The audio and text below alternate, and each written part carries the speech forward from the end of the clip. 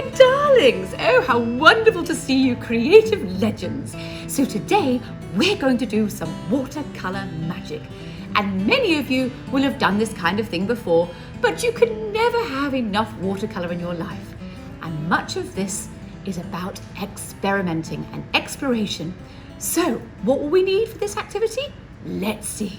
Off we go. Okay, my lovely scrumptious artists. We're going to start our watercolour magic now.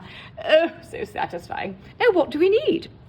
Well, we need a little pot of water. Don't fill it right up to the top, please. Just halfway, because otherwise if it spills everywhere, it makes a terrible mess. Some watercolours. Now, this is a perfect opportunity for you to take Mum and Dad out for a little trip to the stationery stall or the art shop and buy yourself a new box of watercolours if you don't have any. I'll put some links at the end of this video so you know where to go. And what else do we need? Paper. Well, you know, you can use printer paper for this, but just be a little bit careful. It's quite thin printer paper, so don't overload it with the water.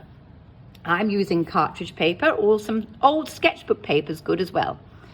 And we've got some... Oh, hold on a minute. What's this? Nobody told me we're doing cooking today. A little bit of cooking. Well, a little bit of rice, a little bit of salt. Lovely chubbly. Okay. Toothbrush. Don't use Dad's new one. He won't be very happy. But if you've got any old toothbrushes lying around, this is a perfect opportunity to have a play with them. And, oh, ever so satisfying, bubble wrap.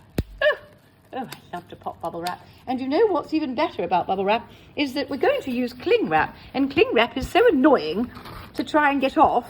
You have to be very careful of the sharp bit, that afterwards... Okay, stretching it out. Afterwards, sometimes you need to pop a couple of the bubbles just to recover from the cling wrap. Right, okay. So, don't pop all the bubbles on your bubble wrap. Otherwise, you won't have any magical bubble bits. Right. So we've got cling wrap, we've got bubble wrap, we've got some rice, we've got some salt, we've even found a toothbrush, we've got some watercolours and a pot of water, and lastly, a few brushes. Now, doesn't really matter what brushes you use. Anything you've got really lying around the house that's going to make a smooth mark. You don't want anything too strong and bristly. Toothbrushes for something else.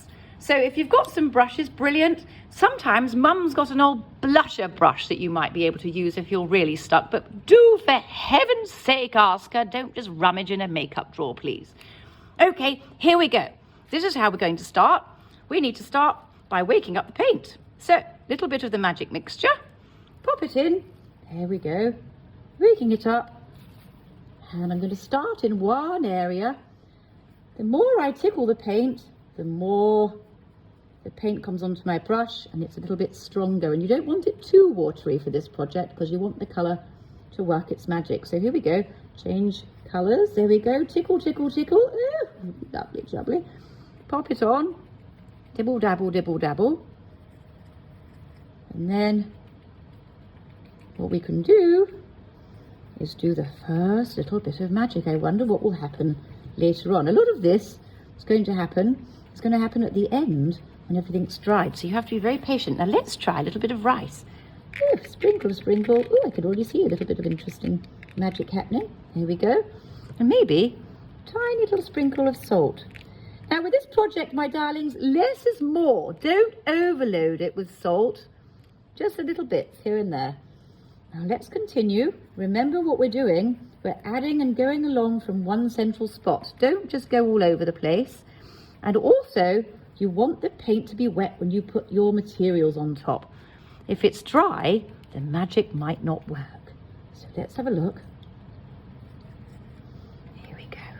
Oh, I wonder what's going to happen when I see what the salt's done afterwards. There we go. A little bit more salt. Oh, but let's try a little bit of the cling wrap. Now, this is where cling wrap is very annoying, but it's actually quite good because you can use the scrunched up one that you got frustrated with. There we go.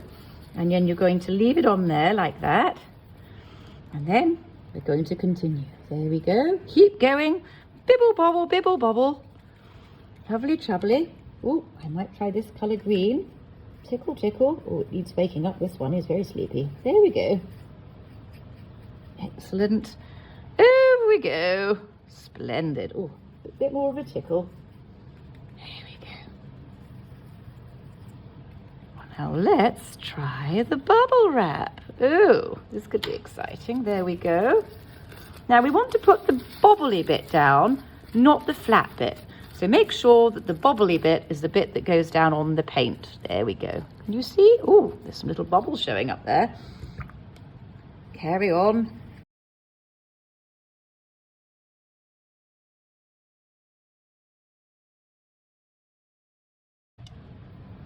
You could add a couple of splats on the top, last minute, if you like to. Don't go wild, but a few little splats sometimes adds an extra bit of colour. You could even use a bit of your toothbrush to flick if you want.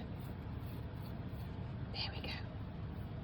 Now, we don't touch it, we're going to leave it to dry. Excellent. Right then, my budding artists, let's have a look at what's happened with our watercolour magic.